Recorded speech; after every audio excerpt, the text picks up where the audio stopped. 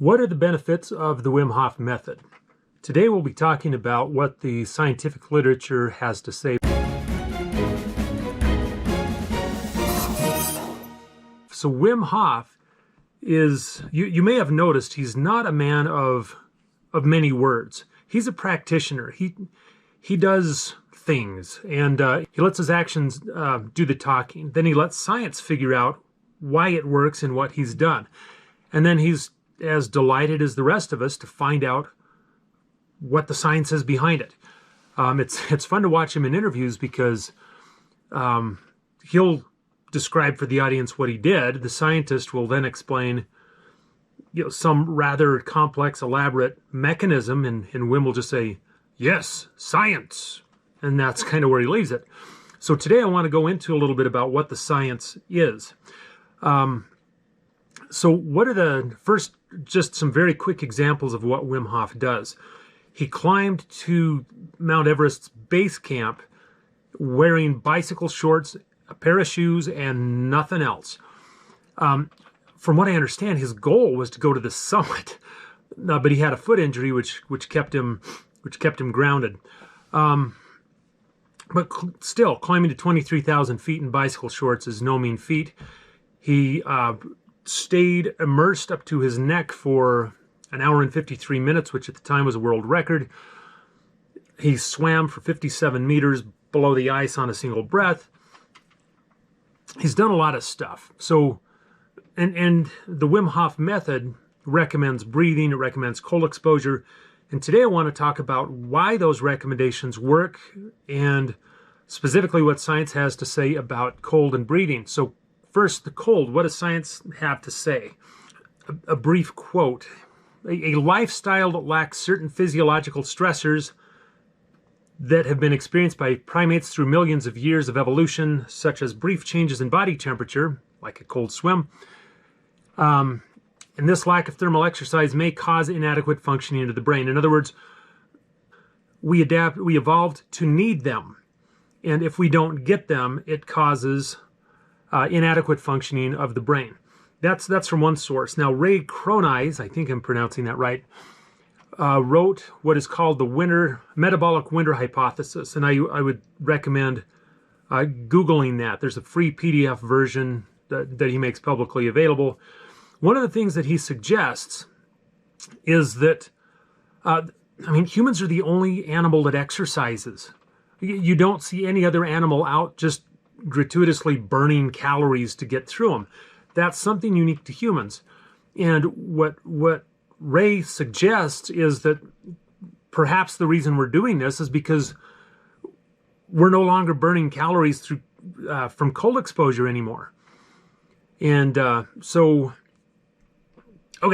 how do we burn fat? How do we stay warm?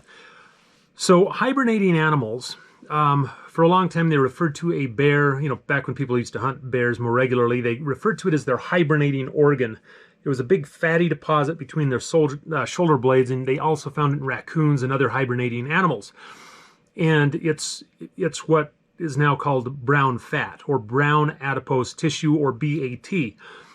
And brown fat plays a different role than white adipose fat. It's all energy storage, but the way white adipose tissue, regular fat, when it burns fat, it releases it as energy. Brown fat is different in that when it releases its energy, it releases it as heat, directly as heat. That is how hibernating animals manage to regulate their body temperature when they are hibernating, and humans are born with this. This is something that science learned in the last few decades.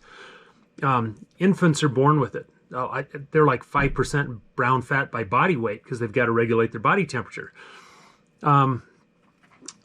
It also, based on scientific literature, it provides some additional benefits. The quote, it says, "It has also been of interest as a defense against obesity and diabetes."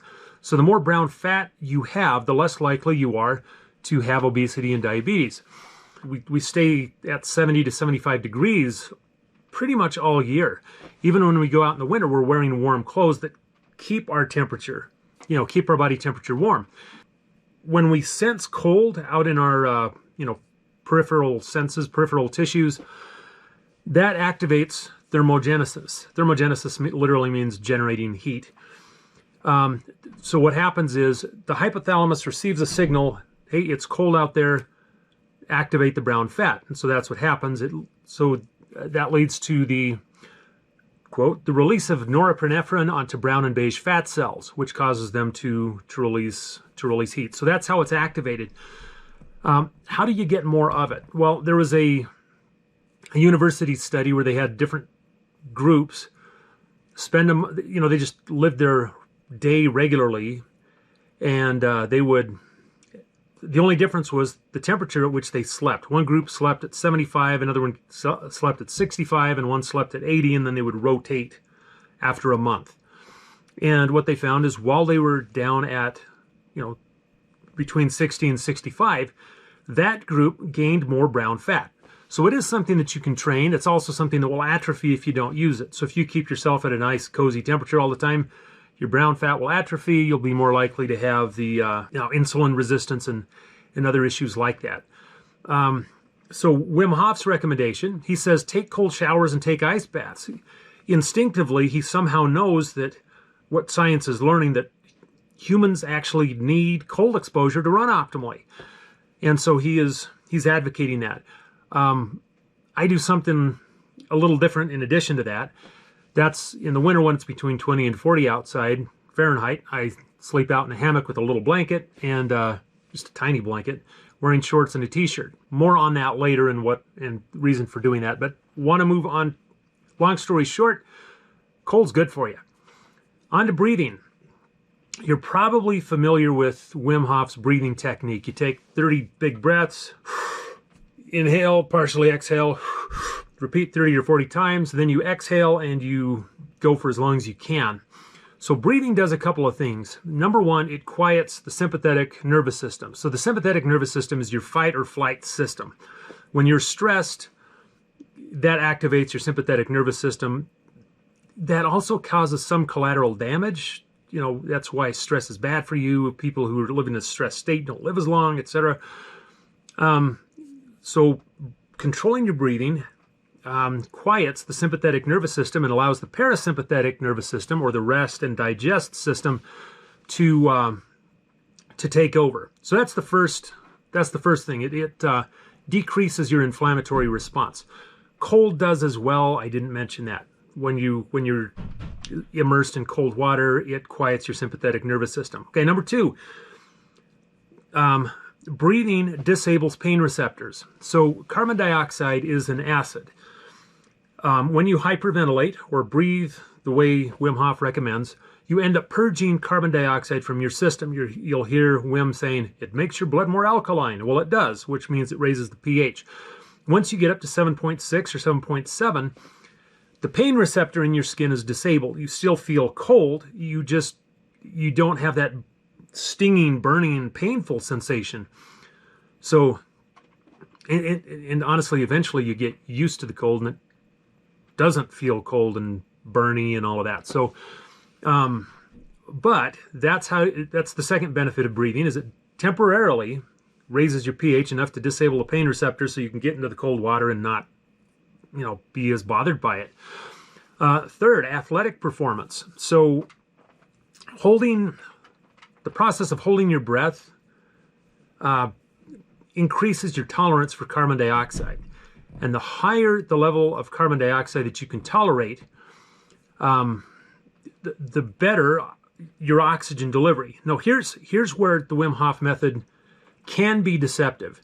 You want to do the Wim Hof breathing exercises. However, during the rest of the day, you really do want to breathe as little as possible.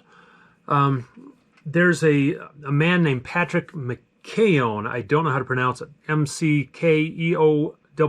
And he's the president of the Buteyko Breathing Professionals International.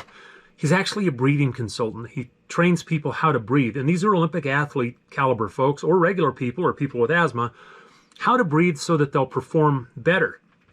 And it centers on building up your carbon dioxide tolerance so that you can breathe more effectively during the day. Now, who knew that there was a job as a breathing consultant? You have your own breathing consultant, Wim Hof, do what he says, and you essentially move in the same direction that the Buteyko method takes you. It's a different path. There's differences, but same main idea, same main benefit, increase performance. Last thing that I'll just glance off of it very briefly is fasting. Wim has lately been recommending that for one day, the first Monday of each month, or I'm sorry, every Monday of the month, you go for 24 hours without eating. I think that's a good start. For the last several years, probably 2, 3, maybe 4 years, I've been doing a 4-day water fast once a month. The reason I do it longer is there's a lot of autophagy benefits, which is where you start digesting scar tissue, getting rid of dead and damaged cells, etc. And that doesn't usually happen until day 3, as well as clearing out white blood cells, essentially resetting your immune system, as they call it. Wim has talked about fasting for 1 day a week. It's a good thing. Similar to with the cold, what science is finding is it's not just that we adapted or evolved to be able to tolerate famine, we evolved to need famine. So you need famine, you need cold, and you do better when you're holding your breath. That's a very brief glimpse into the science behind how the Wim